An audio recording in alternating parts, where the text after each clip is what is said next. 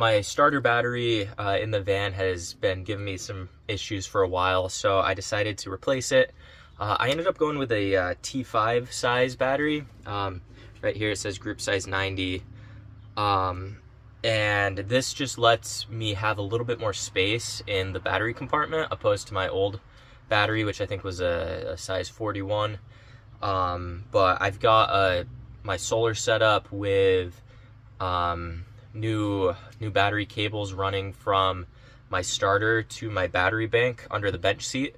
So this just gives a little bit more clearance on either side for me to route those wires.